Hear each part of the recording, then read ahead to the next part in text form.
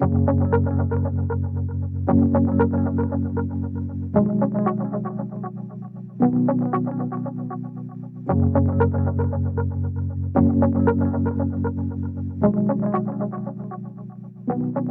d'entamer le visionnage de cette vidéo, veuillez vous référer aux 2 vidéos précédentes vous informant sur les généralités, le stockage, l'outillage, la sécurité, le choix de l'essence et les normes en vigueur.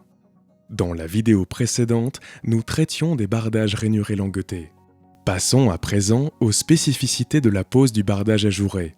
Aucune prescription particulière de mise en œuvre de ce type de pose n'est présente dans la NIT belge. Le DTU français 41.2 y consacre quant à lui une annexe complète. Avant d'entamer les lattages du bardage, assurez-vous que le pare-pluie réponde bien aux exigences spécifiques du bardage ajouré, à savoir sa stabilité aux intempéries et aux UV. Il est impératif que les recouvrements d'ailés soient collés au moyen de bandes d'étanchéité afin d'éviter son arrachement par le vent. Attention, sur la maquette didactique de montage que vous verrez dans cette vidéo, un seul type de pare-pluie a été posé. Il correspond uniquement aux spécificités du bardage rainuré langueté. Le lattage d'un bardage ajouré est identique en tout point au lattage d'un bardage rainuré langueté, sauf en ce qui concerne la classe de durabilité côté français. Nous vous rappelons que dans le cadre d'un bardage ajouré, toutes les lattes et contre-lattes devront être de classe de durabilité 3, naturelle ou conférée. Comme pour les autres types de bardage, les normes imposent pour le bardage ajouré une grille anti-rongeur posée en pied de bardage, le bas des lames de bardage biseauté pour réaliser un casse-goutte, et la distance du pied de bardage et du sol fini est toujours de 20 cm au minimum. Débutons par la pose horizontale. Une attention particulière sera apportée au niveau de la première lame. Dans le cas d'une section de lame non rectangulaire, on s'assurera de l'évacuation de l'eau vers l'extérieur. La pose des lames suivantes se réalise avec l'aide de cales afin d'obtenir un écartement régulier. Toutes les 3 à 4 lames, assurez-vous du niveau. En France, dans les cas de mise en œuvre sur mur en béton ou en maçonnerie, enduite sans isolation par l'extérieur, le vide entre les lames est sans limitation de dimension. Par contre, dans les autres cas, comme la pose d'un bardage sur une isolation par l'extérieur ou sur les murs en ossature bois avec un voile de contreventement du côté extérieur, le vide entre les lames doit être limité à 10 mm. Dans tous les cas, si l'épaisseur de la lame est inférieure ou égale à 21 mm et sa largeur entre 40 et 60 mm, une seule fixation par appui est nécessaire. L'anthrax de ces appuis devant être inférieur ou égal à 40 cm.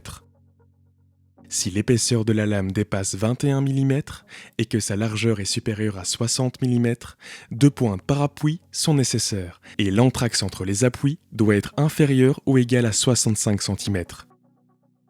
Vous trouverez toutes ces informations dans le référentiel de formation de la page 198 à 206.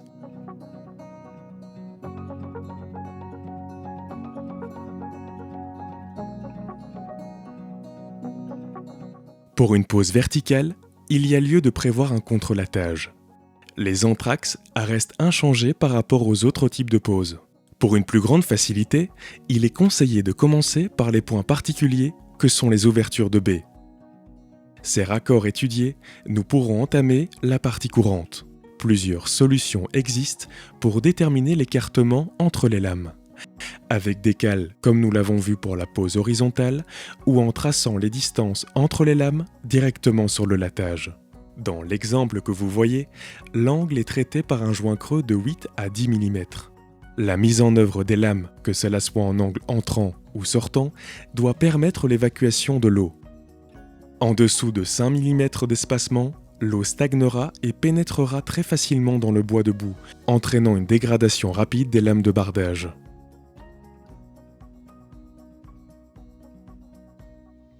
L'habillage des tableaux et linteaux se traite de la même façon que les autres modes de pose. Il y a lieu de s'assurer de la bonne ventilation et de l'évacuation efficace de l'eau. Passons maintenant à différents cas de pose de bardage dont la mauvaise mise en œuvre a engendré différentes pathologies. Cet exemple nous montre une déformation des éléments de bardage. Cela est dû à une ventilation insuffisante de la lame d'air. Une bonne mise en œuvre de celle-ci est nécessaire pour éviter cette pathologie.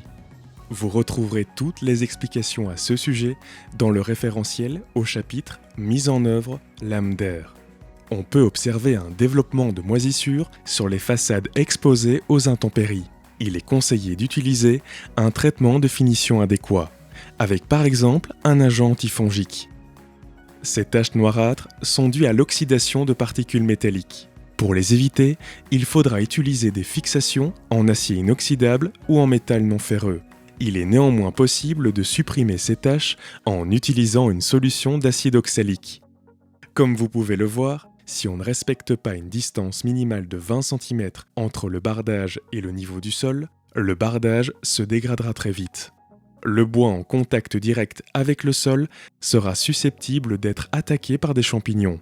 Les projections d'eau et de boue accentueront la décoloration. Le respect de la règle des 20 cm évitera ce type de problème. Pour ne pas rencontrer de problème en tête de bardage, il est important d'assurer un recouvrement vertical du bardage supérieur ou égal à 30 mm. La protection est assurée par couvertine ou des bords de toiture, formant une goutte d'eau ou appui de baie. Il faut également faire attention à ne pas nuire à la ventilation de la lame d'air. Nous remarquons un gonflement important des éléments de bardage. Pour l'éviter, il est nécessaire que les lames de bardage aient une humidité proche de l'humidité d'équilibre du site, afin de minimiser les déformations après la pose. Cette pathologie peut également être rencontrée à cause d'un profil de lame non adapté. Il faut obligatoirement un jeu suffisant entre la rainure et la languette. Un bon choix de l'essence utilisée et un système de fixation suffisant est également essentiel pour une bonne mise en œuvre. Le bardage mis en œuvre s'est très vite dégradé, car l'essence utilisée n'était pas adéquate. Nous vous renvoyons vers la vidéo tutoriel 1 qui vous permet de choisir l'essence appropriée. Il est important de préciser que le bardage sans traitement de finition pourra changer d'aspect et de couleur. Ceci n'est pas un défaut, comme expliqué sur ce schéma. Par contre, sur ces photos, nous constatons que la décoloration est irrégulière. Ceci est dû à une exposition différenciée du bardage aux rayons UV. Ce phénomène pourra être évité grâce à une bonne conception du bâtiment et au choix des matériaux adéquats mis en œuvre. Ces deux cas nous montrent un écaillage de la finition sur les lames de bardage. Cela résulte soit d'une photodégradation de la surface, d'une mauvaise préparation du support, d'un mauvais choix de la finition et ou d'un taux d'humidité du bois inapproprié.